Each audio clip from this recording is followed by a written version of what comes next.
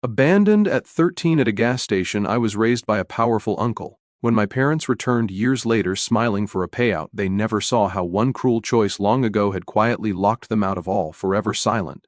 Growing up, I didn't exactly win the lottery when it came to parents. Thomas and Ruth Morrison, my mom and dad, were the kind of people you'd cross the street to avoid. They weren't evil masterminds or anything dramatic like that. Just pathetic excuses for adults who never figured out how to be parents. They were always yelling about something. Bills, each other, me. It didn't matter if I got good grades or if I kept my head down, they'd find a reason to scream at me. Food was optional. Some nights I'd go to bed with nothing but the stale cereal I could sneak out of the cupboard. If I dared complain, Mom would scold me for being ungrateful, while Dad would slam his fist on the table like I was some freeloading roommate instead of his kid. They weren't guiding me through life. They were just surviving day to day and dragging me along for the ride. I remember one time in 4th grade, I brought home a perfect score on a math test. Most kids' parents would stick it on the fridge, brag to their TO workers, maybe even buy them ice cream. Mine? Mom barely looked up from the TV. Dad said, "Don't get cocky. One good test doesn't make you smart." Then he went back to arguing with her about money they didn't even have. That's the kind of support system I had. By the time I was 13, I'd learned to keep quiet and stay out of their way. If I didn't, I'd catch another round of screaming about how I was too much responsibility, or the reason they couldn't enjoy their lives. A real nice confidence booster for a kid, right? The night it all went down. It was hot, sticky, one of those summer nights where the air feels heavy. Dad pulled into a Shell station near the river. Mom turned around in the passenger seat, gave me this fake smile that didn't match the bags under her eyes and said, "Sweetheart, go wait in the bathroom while we grab some snacks." Something in her voice felt off. But at 13, you don't think your parents are about to ditch you. You think maybe they're actually going to buy chips for once. So, I did what she said. I walked into that grimy bathroom that smelled like bleach and sadness. I sat on the cracked tile floor and waited. 5 minutes turned into 20. 20 into 40. At first, I told myself they probably got stuck in line, then maybe the car broke down, then maybe they'd circle back and pick me up. I walked out after an hour, stomach growling, sweat sticking my shirt to my back. Their car was gone. Just gone. I sat on the curb under the buzzing neon lights, watching strangers pump gas, trying to convince myself I'd misunderstood. But deep down, I knew they weren't coming back. Not in 5 minutes. Not ever. I don't know how long I stayed there before Rosa, the gas station manager, noticed me. She was this middle-aged woman with tired eyes but a kind voice. She asked where my parents were. I tried to answer, but the words got stuck. My throat felt like sandpaper. She handed me a half-wrapped ham sandwich from behind the counter. "Eat first, talk later," she said. That was more kindness than I'd gotten at home in years. When she realized I wasn't just some kid waiting on a bathroom break, she called the cops. Sitting in that police station under the fluorescent lights felt unreal. I kept expecting my parents to burst in, act all dramatic, claim it was a misunderstanding, but the minutes ticked by, then hours. Nothing. They couldn't reach them for some reason. It was like they disappeared. Poof. Gone. That's when Uncle Walter walked in. After a couple hours of paperwork and a meeting with a social worker, they released me to him because he was immediate family. If my parents were the picture of failure, Walter was the exact opposite. He strolled into that station in a charcoal suit, shoes polished so bright they practically reflected the overhead lights. He carried this leather briefcase that probably cost more than my parents' monthly rent. But it wasn't the money that struck me. It was the way he carried himself. Confident, calm, like he actually had control over his life. He didn't start with 20 questions. He didn't rant about my parents. He just crouched down to eye level and said, "You're coming home with me." Simple as that. No hesitation, no guilt trip, no conditions. That was the first time I felt like somebody had actually chosen me. Not because they had to, but because they wanted to. We drove back to his brownstone on the Upper West Side that night. I remember staring out the window, trying to wrap my head around the fact that I wasn't going back to the crummy apartment, where my parents spent their days yelling and ignoring me. Walter's place was nothing like that. The front door alone looked more expensive than our whole old kitchen. Inside smelled like leather and books, not cigarette smoke and spoiled milk. He led me upstairs to a room with a bed bigger than the couch I used to sleep on. There were shelves lined with books and a desk with an actual lamp. He said, "This is your room now. You'll need to fill those shelves with things you like." I didn't know how to respond. My brain was still wired for chaos. I kept waiting for him to snap, to tell me I was temporary, that he'd regret bringing me there, but instead he just let me settle in. For the first time in my life, I didn't fall asleep listening to yelling through thin walls. I fell asleep in silence, under clean sheets, in a house where I wasn't unwanted. That night, at 13 years old, I realized something important. Family isn't the people who share your DNA. It's the people who show up when everyone else walks away. And my so-called parents had walked away for good. The next morning, I woke up in a bed that didn't smell like stale cigarettes or old takeout. It felt weird. Too quiet, no slamming doors. No mom yelling at dad for spending grocery money on whatever stupid thing he bought. No dad stomping around threatening to straighten me out.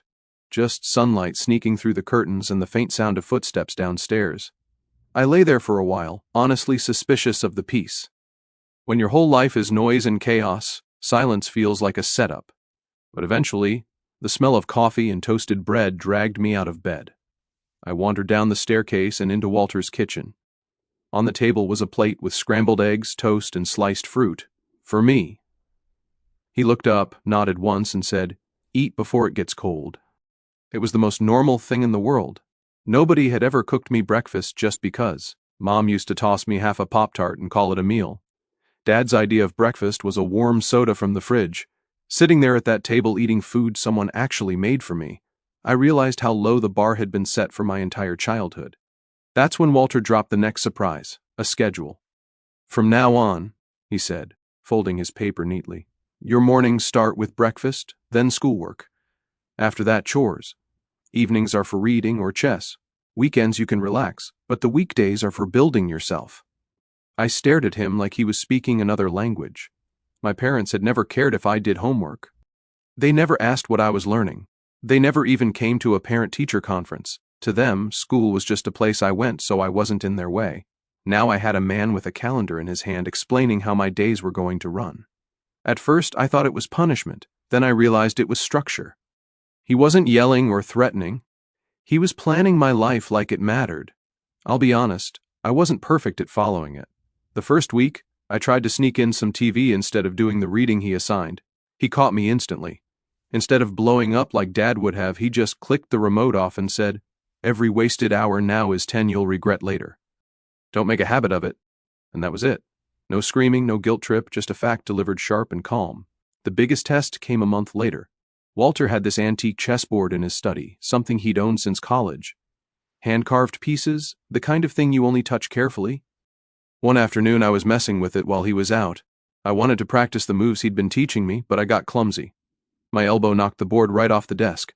Pieces scattered everywhere, and one of the pawns snapped clean in half. My stomach dropped. My first thought was, I'm screwed. I pictured Dad's face turning red, him screaming, maybe even throwing something at me.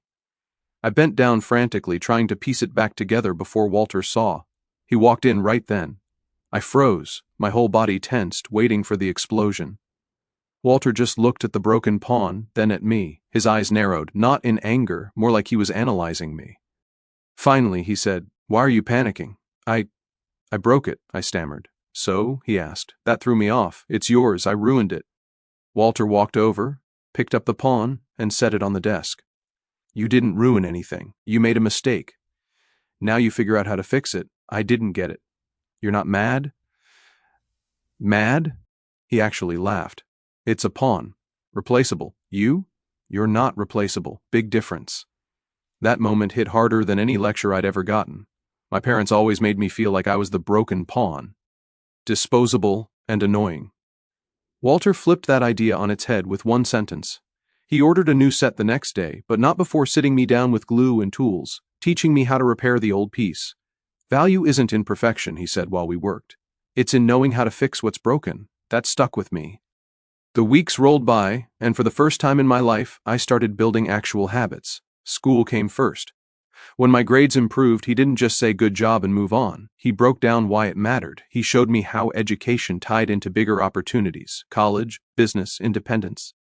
Looking back, that first year with Walter set the foundation for everything that came later. I used to think my parents abandoning me was the worst thing that could have happened. But sitting there in that brownstone, eating real food, fixing broken chess pieces, following schedules that actually meant something, I started to wonder if maybe it was the best. Because for the first time ever, I wasn't just some burden shoved aside. I was a kid worth investing in. And apparently that made me a bigger target than I realized. It started small. A plain white envelope slipped through the mail slot one Tuesday afternoon. I grabbed it while sorting the usual junk, cable ads, a pizza flyer, some catalog addressed to Walter. This one had no return address, just my name written in handwriting I hadn't seen in over a decade. I knew that sharp, loopy handwriting from school permission slips and notes on the fridge.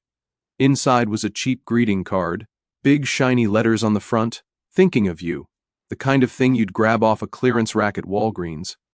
Inside was written, "Dearest son, we've been thinking about you so much lately. We miss you terribly. Love always, Mom and Dad." I read it twice, waiting for some punchline. 15 years of silence, and this was their comeback. Not even an apology. No explanation for leaving me at a gas station like I was yesterday's trash. Just some Hallmark garbage pretending we were a happy family. I laughed so hard I nearly ripped the card in half. Then I tossed it in the trash. That should have been the end of it, but it wasn't. My phone started blowing up with voicemails from numbers I didn't recognize. Coincidence? Not a chance. First one, Mom's voice. Sugary sweet, fake enough to give you cavities. "Sweetheart, it's your mother. We love you so much. We know we've made mistakes, but families always find their way back together." Second one, Dad's voice, deeper, trying to sound stern and fatherly. "Son, it's your dad. We need to talk. It's time we put the past behind us. We can fix this." Fix this? Like forgetting your kid in a grocery store aisle, not abandoning him at 13 and disappearing for over a decade. I didn't bother deleting the messages. I saved them. Not because I cared what they had to say, but because I figured one day I'd want proof of just how pathetic they were. A week later, they got bold. Mom ambushed me at Starbucks. I was grabbing my morning coffee, same place I always went before work.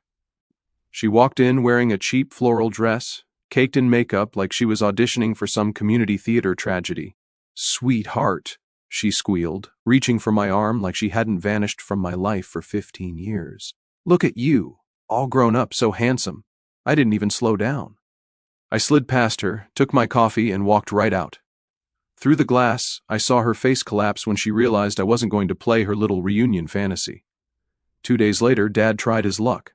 He caught me outside the organic market where I bought groceries for Walter's diet. He looked worse than I remembered. Wrinkled polo shirt, gut spilling over his belt, face red from years of smoking and garbage living. "Son," he barked, stepping into my path. "Can't keep ignoring us." I stopped just long enough to give him the kind of look you give gum stuck to your shoe. "Family doesn't abandon kids at gas stations," I said flatly. His face twitched. "We were young, we made mistakes, but we're here now trying to make things right." That one almost made me laugh. "You were 28 and 30, old enough to vote, drink, pay taxes, and apparently ditch a kid like last week's trash. That's not being young. That's being garbage." He tried again, stepping closer. "We're still your parents." I leaned in a low voice so he got every word. "No, you're just two strangers who gave me DNA and ran. That's all you'll ever be." Then I walked off, leaving him standing there looking smaller than I'd ever seen him. That night, Walter found me in the study. I was pacing, still fuming from the ambush. He watched me for a while before speaking. "They've resurfaced, haven't they?" I froze. "You knew?" He nodded, eyes sharp, even though his body looked thinner these days. "Your father called the house last week, 3 times. I didn't answer, but caller ID doesn't lie. They're keeping tabs on us." I clenched my fists. "They're broke, aren't they? That's the only reason." Walter sighed, sat down slowly in his leather chair. "They're circling because they sense weakness. That's what parasites do. And I am weak. At least physically." He looked me dead in the eye. "I have cancer." It hit me like a sucker punch. He said it so calm, so matter-of-fact, that for a second I thought I'd misheard. He held up a hand before I could speak. "I've been fighting it quietly. Treatments, specialists, but it's advanced now. Time is limited." I swallowed hard, forcing my voice steady. "So they know. They smelled blood in the water." He gave a thin smile. "Exactly. They think I'll leave them something. They've probably hired someone to dig into my finances to track you. And now they'll come crawling, begging, pretending to love you because they believe you're the doorway to my money." I leaned back, letting out a bitter laugh. Then they're dumber than I thought. If they wanted a payday, maybe they shouldn't have abandoned the one person holding the keys. Walter chuckled, weak but genuine. That's why you're ready for this. You see things clearly. No illusions. For the first time in years, I realized how far I'd come from the scared kid sitting in that gas station bathroom. I wasn't helpless anymore. I wasn't waiting for anyone to rescue me. And when it came to my so-called parents, I wasn't going to give them a single inch. They wanted forgiveness. Too late. They wanted money. Not happening. They'd made their choice 15 years ago, and now it was my turn to make mine. From then on, my focus was crystal clear. Take care of Walter and make sure my parents never got so much as a whiff of his legacy. Walter's health slipped faster than I wanted to admit. He never complained, but you could see it. The weight dropping off him, the way he'd pause halfway up the stairs, the quiet groans when he thought I wasn't listening. Still, his mind was razor sharp. He kept his study neat, papers in precise stacks, leather journals filled with his handwriting. Even sick, he carried himself with more dignity than my parents ever managed in their whole lives. One night, as we sorted through bills at his desk, he leaned back and said, "It's time you understand exactly what's at stake." He pulled open the bottom drawer and slid a folder across to me. Inside was an itemized list that didn't look real, appraised this spring. The brownstone at approximately $4 million. The Hamptons beach house at $2.1 million. The Vermont cabin just under $700,000. 3 investment condos. A portfolio so thick it made my head spin. Stocks, bonds, holdings spread across different accounts. Add it all up. Over $12 million. I whistled. I knew you were comfortable, but this is another level. Psst, Walter smirked. Comfortable is buying steak once a week. Wealth is making sure the steakhouse pays you rent. I couldn't help laughing. And they think they're getting a slice of this. They think wrong, he said. That's when he called in Charles Bennett, his longtime lawyer. Silver hair, gold-rimmed glasses, the kind of guy who looked like he'd never once missed a detail in his career. Bennett laid out the plan on Walter's polished mahogany table like it was a military strategy. Everything will pass to you, Bennett explained, adjusting his glasses. But more importantly, it will be airtight. Set up through an irrevocable living trust, a no-contest clause, and even a signed letter of intent documenting your parents' abandonment. Safeguards for every loophole they might try to exploit. I leaned forward. And if they contest it? Bennett smiled thinly. They'll lose. Walter has ensured this estate is bulletproof. I spent 30 years drafting documents, but this is art. I almost felt bad for my parents. Almost. Of course, they didn't take the hint. A week later, Bennett called me. Your mother showed up at the office, he said, voice clipped, demanded to see Walter, claimed she had rights as family. I laughed into the phone. What did you tell her? What I tell all unauthorized parties, Bennett said calmly. That without the client's consent there is nothing to discuss. Security escorted her out. Good. Let them taste rejection for once. But their persistence didn't stop there. The following Friday, Dad tried sneaking into the building himself. I wasn't there, but Bennett filled me in later. Thomas stormed up to the receptionist's desk, ranting about how he was Walter's brother and owed answers. Within 5 minutes, security had him by the elbows, marching him back to the street. He apparently shouted the whole way down about how the family fortune couldn't be stolen by a kid. Kid, that's all I was to him. Even now, 13 when he ditched me, 28 and still dismissed. The irony? I was the one who'd actually earned Walter's trust. One evening, not long after those incidents, Walter collapsed in the hallway. 1 second, he was walking toward the kitchen.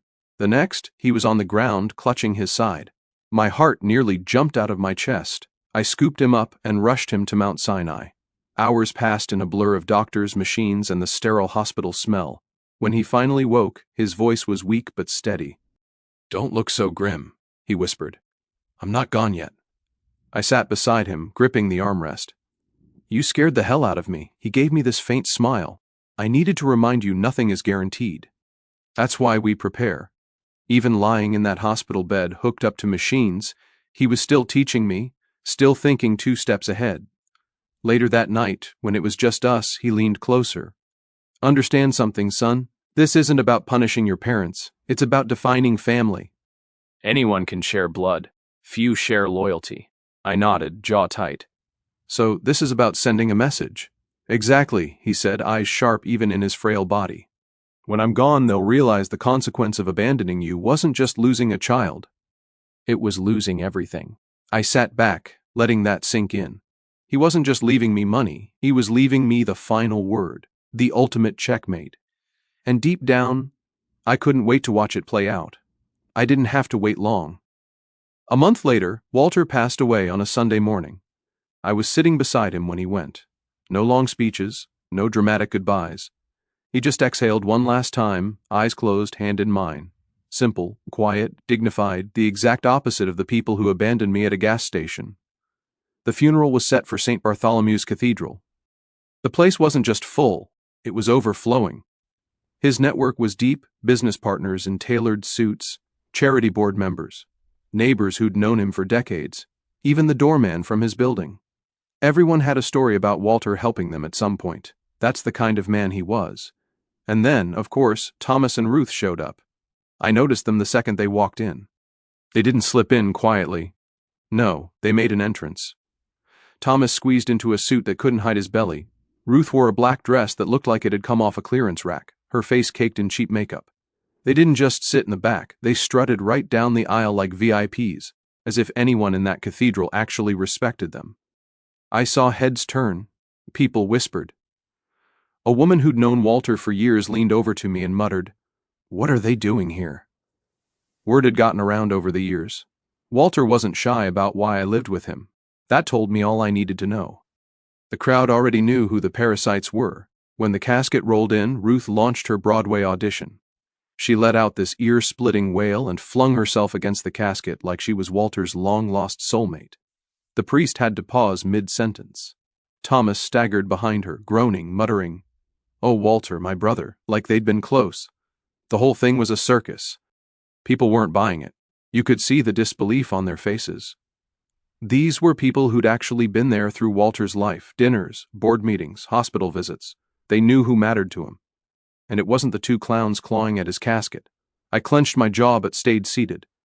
Let them embarrass themselves.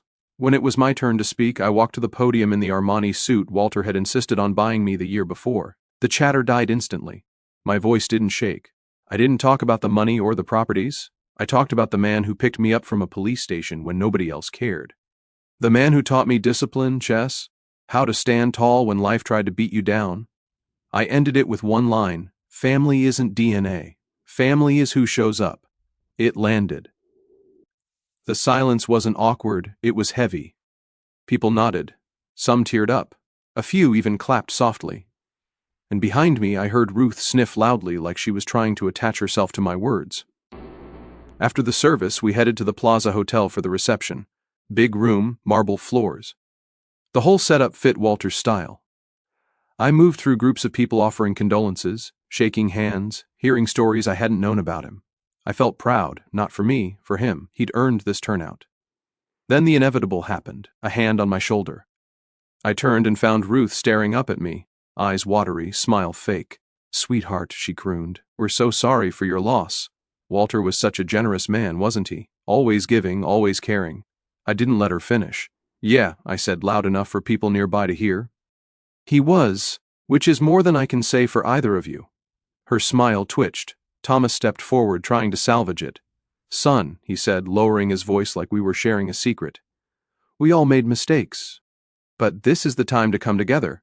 Stick together as a family." I actually laughed in his face. "Family? You ditched me at a gas station when I was 13. You've got no right to that word." A couple of Walter's old colleagues standing nearby raised their eyebrows. The whispering started again, people leaning toward each other. My parents' faces turned white. Ruth tried to play the victim card. We were young, confused. "I cut her off cold. You were 30, old enough to know exactly what you were doing. You didn't forget me. You left me." That landed harder than I expected. A man from Walter's charity board who'd been listening muttered disgraceful under his breath. My parents heard it. Their shoulders tensed. Thomas tried one last time. "Look, let's not do this here. There are practical matters we need to—" I raised my hand and stopped him. "Practical matters? You mean money?" "Right. Well, Bennett already scheduled the will reading. Thursday, 2 o'clock. Bennett and Associates. Until then, stay away from me." Then I turned my back on them just like they had on me. They stood frozen in the middle of the plaza ballroom, humiliated while the conversations around them moved on. People avoided eye contact with them like they had the plague. That was Walter's last gift to me. He made sure everyone knew who they really were. And this was only the beginning. The real show was coming at the Will reading Thursday at 2 o'clock. Bennett and Associates. The place looked like money even before you walked through the doors. Polished marble lobby, security guards who didn't even blink when you walked in, elevators that didn't creak. Walter had spent plenty of time here over the years, and now it was my turn. I showed up early wearing the tailored navy suit Walter gave me for my birthday. Sharp lines, perfect fit. I looked like I belonged in that boardroom because I did. My parents not so much. They arrived 10 minutes late, and the second they walked in I nearly laughed out loud. Ruth was squeezed into a knockoff business suit with shoulder pads straight out of the 90s. Thomas had stuffed himself into a navy blazer that strained at the buttons, tie crooked, sweat already soaking the collar. And the way they kept glancing at each other like kids about to open Christmas presents. They thought they were about to cash in. "Sweetheart," Ruth gushed as they sat down across from me. "You look so handsome." Walter would be proud. I didn't answer. Just leaned back in the Italian leather chair, calm, steady, letting them twitch and squirm. At exactly 2 o'clock, the door opened. Bennett walked in, briefcase in hand, glasses perched on his nose, his expression as serious as always. He nodded to me, then to them, and took his seat at the head of the table. "Thank you all for coming," he began, voice precise. "We're here for the reading of Walter Morrison's last will and testament, executed August 15th of this year." Thomas leaned forward, elbows on the table like a kid waiting for dessert. Ruth tried to look solemn, but her eyes practically glowed. Bennett opened the folder and began reading. First came the standard legal jargon. Sound mind, revoking all previous wills, appointing himself as executor. My parents nodded along like they understood any of it. Then came the inventory. The brownstone, $4 million. Hampton's house, $2 million. Vermont cabin, 3 investment condos. The art collection, the stock portfolio, the wine cellar. It kept going. By the time he hit the 12 million mark, Ruth was breathing fast and Thomas was red in the face like they were about to faint from excitement. Finally, Bennett cleared his throat and read the key line. "I, Walter Morrison, being of sound mind and body, do hereby leave my entire estate, all properties, accounts, investments, and personal effects, to my beloved nephew, who has been the son I never had." Silence. You could have heard a pin drop. Thomas's smile shattered. His face drained of color so fast it looked like a curtain being yanked down. Ruth's jaw literally dropped. For a second I thought she might pass out. That can't be right," she whispered. Bennett kept reading, calm as ever. "To those who abandoned their child when he needed them most, I leave nothing. Blood relation does not constitute family. Loyalty does." That hit harder than anything I could have said. Walter had written them out, not just legally but morally, in black and white. Thomas shot to his feet, chair scraping loud against the floor. "This is insane. We're his family. We have rights." Bennett removed his glasses and polished them slowly, his version of staying composed. "Mr. Morrison, your brother executed this will in full compliance with the law. It is airtight." Ruth's voice cracked. "Honey, please," she begged, turning to me, mascara already streaking. "Don't let this happen. We're your parents. We love you. We can work this out." I leaned forward finally, first time I'd spoken since they walked in. My voice was low, calm, cutting. "You don't love me. You love the idea of money. You love the lifestyle you think this will buy you. But me? You left me. Remember?" Ruth shook her head frantically. "We were scared. We didn't know." "You were 30, I snapped. Old enough to know exactly what you were doing. Don't rewrite history just because it doesn't pay." Thomas pointed at me, hand shaking. "We'll fight this. We'll get lawyers." "You think you can shut us out? You'll see." I smiled. Walter already thought of that. Every trust, every clause, every loophole closed. You can waste whatever money you've got left on lawyers, but you'll lose. And when it's over, you'll have even less than nothing. The silence after that was beautiful. Ruth sobbed ugly and loud, grabbing at tissues from her purse. Thomas's hands trembled as he grabbed his phone. Probably already Googling cheap inheritance lawyers near me. Bennett slid the stack of documents across the table to me. I picked up the pen and signed slowly, deliberately, page after page, while my parents watched, powerless. Each signature was a nail in the coffin of their delusions. When it was done, Bennett stood and extended his hand. "Congratulations, your uncle would be proud." I shook his hand, then pushed my chair back and stood. My parents looked up at me with eyes that begged, pleaded, but I didn't flinch. "You made your choice 15 years ago," I said. "Now you live with it." Then I walked out, leaving them behind in that conference room. Two broken people who thought they'd hit the jackpot, only to find out the bank was closed for good. I figured that would be the end of it. Papers signed, will executed. Game over. But parasites don't just crawl away quietly, they cling until you scrape them off. Not even a week later, my phone buzzed with a call from an unknown number. I let it go to voicemail, then another and another. By the time I checked, there were 5 messages. Mom's voice was first, all wobbly and fake sweet. "Sweetheart, we're sorry for how things happened in the past. We just want to fix this. Please call us back." Then Dad, trying to sound tough but desperate. "Son, listen. You don't understand how hard things have been. We're family. Family doesn't turn its back. Call me." I didn't call. The next day they tried again. This time they showed up outside Bennett's office. Security had to escort them out when they refused to leave the lobby. Bennett called me afterward, his tone clipped but almost amused. "They're persistent," he said. "But persistence doesn't beat preparation." I almost thanked them for proving Walter right so quickly. But the real low point came a week later. I was leaving the brownstone, heading for a meeting, when I saw them standing on the sidewalk. They looked smaller than I remembered, older, beaten down. Ruth rushed forward like she just spotted a long-lost child in a movie. "Please," she begged, grabbing at my arm. "We don't want millions. We just need a little help. Rent, groceries, anything. We're drowning." I pulled my arm free. "You had a kid who needed rent and groceries. Remember what you gave him?" "Nothing." Her lip quivered, but she pushed on. "We were stupid. We know that now. But Walter would have wanted you to take care of us." That one almost made me laugh out loud. "Nice try. Walter wanted nothing to do with you." His will spelled that out crystal clear. "You didn't just lose me, you lost him too." Thomas stepped up, voice low, trying to play the man of the house act. "Look, you don't have to forgive us, but we're still your parents. You can't just watch us starve." I leaned in, calm and steady, so he couldn't miss it. "I can and I will." For a second, he just stared at me, stunned.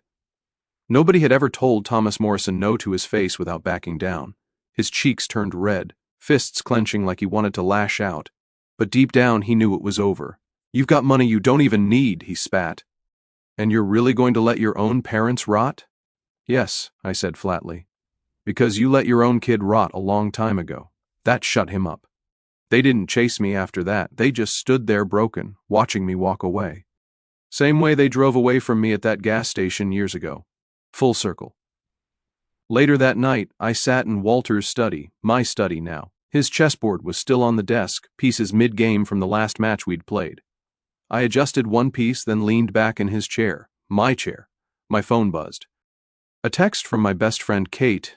"How'd it all go?" I typed back 2 words, "Justice served." Then I set the phone down and pulled open the drawer where Walter kept his watch collection. One in particular stood out, a vintage Rolex he used to wear only on special occasions. I strapped it onto my wrist. The weight was solid, real. A reminder that time is valuable, and you don't waste it on people who wasted you. Outside the window, the city stretched out, alive and loud. For the first time in my life, I wasn't just surviving it, I owned my place in it. My parents thought abandoning me would erase me. They thought showing up years later would reset the scoreboard.